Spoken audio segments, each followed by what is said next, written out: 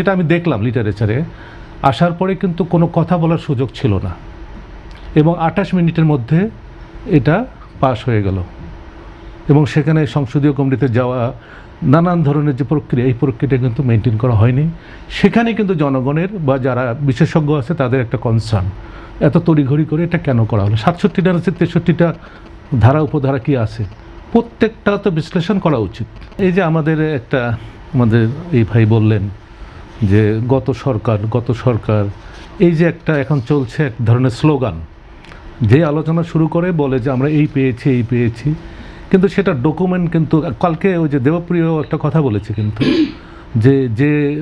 যে অর্থনীতি নিয়ে এসেছি বা এখন পেয়েছে নতুন সরকার, তারা কিন্তু বলতে পারছে না যে কি পেয়েছি আমরা।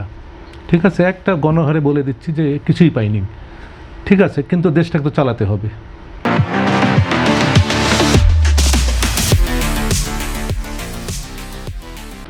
এখন একটা পরে একটা উদ্যোগ নিচ্ছে, ঠিক আছে, সংস্কার করছে, ভালো কথা। এটা গ্রাউন্ড ওয়ার্ক হচ্ছে কিনা, রিসার্চ হচ্ছে কিনা, সে জায়গাটায় আমার প্রশ্ন।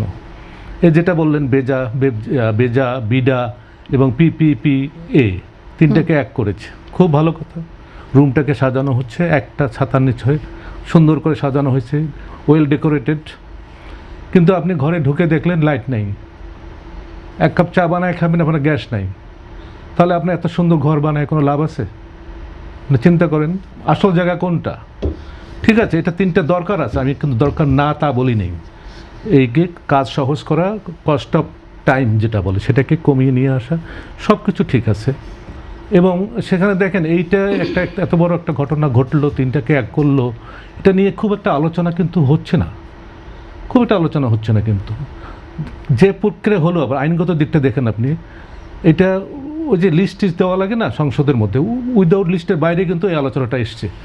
এবং আলোচনাটা আসার পরে যেটা আমি দেখলাম লিটারেচারে আসার পরে কিন্তু কোনো কথা বলার সুযোগ ছিল না এবং 28 মিনিটের মধ্যে এটা পাশ হয়ে গেল এবং সেখানে সংসদীয় কমিটিতে যাওয়া নানান ধরনের যে প্রক্রিয়া এই প্রক্রিয়াটা কিন্তু মেনটেন করা হয়নি। সেখানে কিন্তু জনগণের বা যারা বিশেষজ্ঞ আছে তাদের একটা কনসার্ন, এত তড়িঘড়ি করে এটা কেন করা হলো। 67টা আছে, 63টা ধারা উপধারা কি আছে, প্রত্যেকটা তো বিশ্লেষণ করা উচিত। একটা দেশের জন্য এত বড় একটা সিদ্ধান্ত হচ্ছে, বিশ্লেষণ করা উচিত।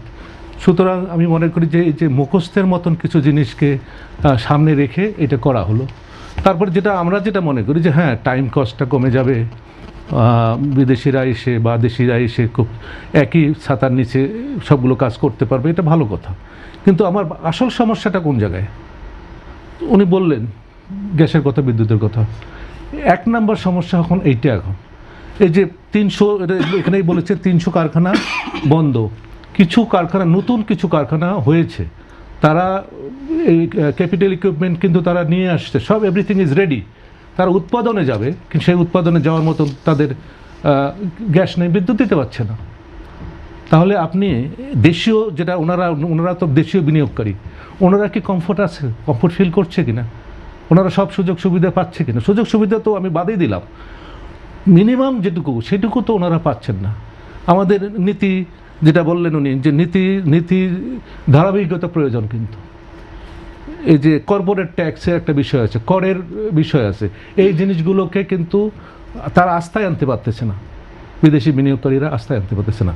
সবচেয়ে বড় কথা হচ্ছে যে আমাদের আইন শৃঙ্খলা যে পরিস্থিতি, এই পরিস্থিতিটা কিন্তু আমরা উন্নয়ন করতে তেমনটা পারি নাই।